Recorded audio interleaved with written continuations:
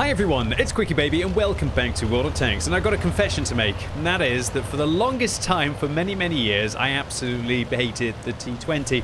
When I say absolutely hate, that's quite a strong term.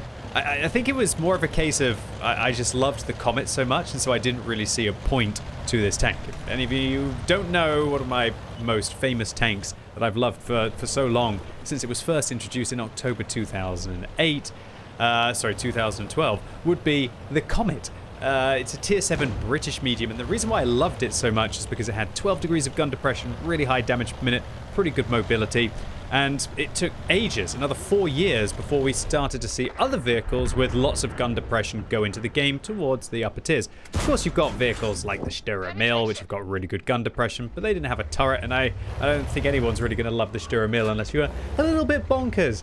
So the Swedes went in 2016, but from 2012 until 2016, if you wanted to play with something that had reasonable gun depression above the relatively low tiers of World of Tanks, the Comet was really your only option, which is why I loved that vehicle.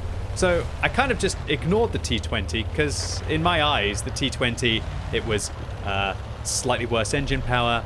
It had significantly worse damage per minute. We're talking about 1,500 compared to the Comet, which has an absolute whopping 2,153 damage per minute at tier 7. And so that with the loss of 2 degrees of gun depression, I really just didn't see a point of playing the T20.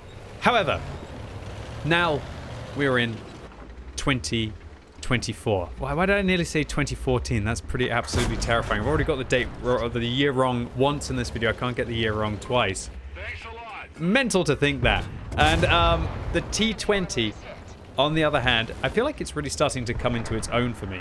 It's not that I don't appreciate the rate of fire. It's not that I don't appreciate the DPM and the gun depression of the Comet.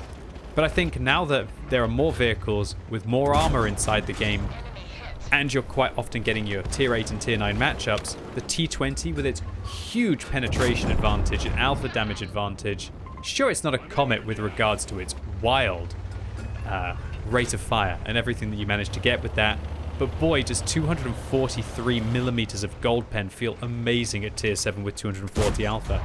And so I guess it's just a difference of ideas, really. The Comet wants to be just constantly locked in combat with its opponents, just holding down the mouse button and hopefully penetrating all of its shells. On the other hand, the T20 wants to be firing one, falling back, and trading with its opponents, and it feels like it can do so much more than the Comet in certain engagements. Not all engagements, not those all-in engagements where you're being pressured, but when you're working a ridgeline like this against low-tier tanks, yeah, it definitely feels awesome.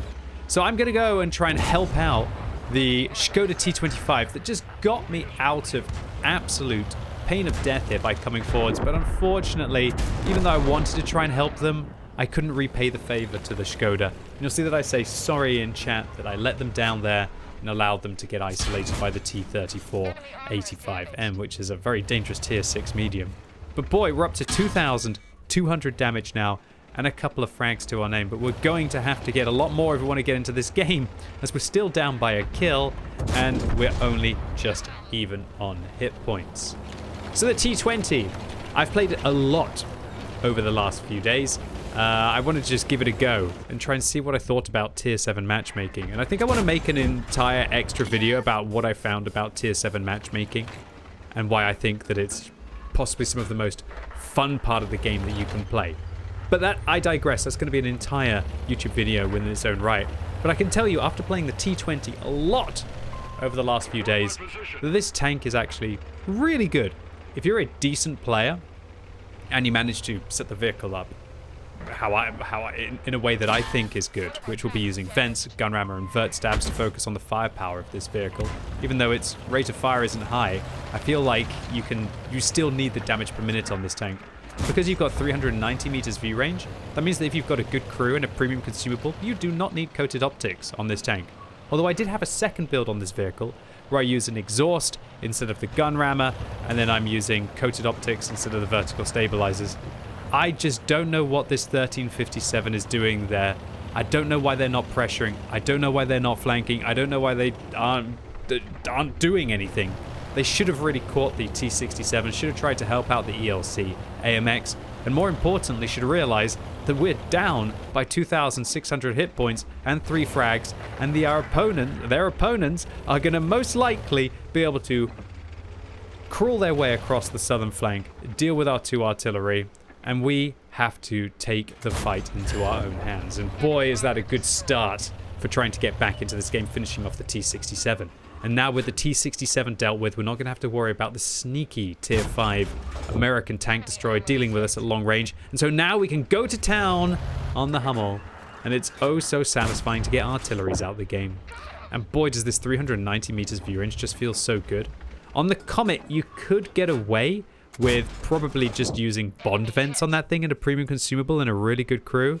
But this vehicle, you probably could still get away with just using vents on this tank and no premium consumable if you had good crew skills, and you still get a very decent view range. So it looks like we hit the Chaffee. Not sure if that was AFK or if it was a bot, but the first shot actually seemingly woke up the bot, who then lurched forwards, but it was too little too late, as the HE shell into the Chaffee meant that we were able to destroy them with the follow-up hit. And with the Sturmil getting finished off by the 1357, who went all the way south and now came back up north, we are back in this game. And boy, the T20 is just absolutely rocking this round. This matchmaking just feels really nice for it, but again, it's not the kind of tank that needs good matchmaking like this. This vehicle, it can quite happily play the support role against tier 8s or even tier 9 tanks, and again, with the 240 millimeters of gold pen that this tank has, that's decent even for a higher tier medium tank, let alone one that's chonking away at tier 7. So I'm asking my team now, what is the KV-3's HP? And you'll notice that the hit points of the enemy team just dropped significantly. And that is because you cannot see the hit points of an enemy tank until you're within render distance, and that the bar at the top of the screen, which estimates how many hit points the enemy team will have, will not update until you're rendering your opponents. So I was concerned, thinking, how healthy is this KV-3? They're going to be able to one-shot me. I'm only on 228 hit points. This game is still close. And we don't know where the KV-1 on the enemy team is, but I'm hoping they're where they last spotted. And boy, are they. The KV-1 takes a swing, I guess at the 82, that gets shut down by the KV-3, and we're going to lock the KV-1 down once. The KV-1's going to reverse very awkwardly, and our rate of fire means that we can be able to finish them off. Now up to 9 kills in this game, 4,444 damage. That's a very specific number. And now I'm just watching as the 1357 is picking apart the KV-3. And I'm thinking, has he got another one? Has he got another one? Oh, I haven't had one of these in a while. Ladies and gentlemen, boys and girls, unless the artillery steals it. Oh yeah, we managed to pick up our 10th kill. I do not get Pools medals all that often, but boy, was it satisfying to pick this one up in the T20. And you know what? I'm gonna give it to the T20. I'm going to say that this vehicle, it is probably just as good, if not better, than the Comet for different reasons. And I think this one is much more friendly. So if any of you out there have ever tried the Comet and thought, I just can't keep up with the gun, or the lack of the penetration just seems to hold me back as the matchmaking is getting worse and worse as the years go on, then you might want to look at the T20 to fill the gaps in the Comet's offensive capabilities.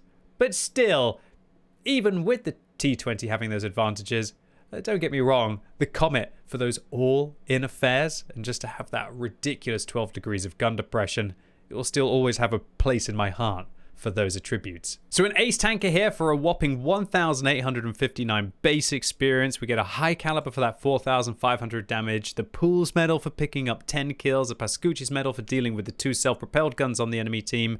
And even though I fired a few gold rounds in this game, we still managed to make profit as we hit 25 out of 26 and 23 of those penetrated due to the vehicle's awesome base pen and incredible gold pen. So all in all, the T20, a vehicle that I have disrespected for over a decade. But I guess it's better late than never that I finally give this vehicle the recognition that it deserves. And I would go as far as to recommend it for anyone who is getting bored of the stale high-tier gameplay as of late.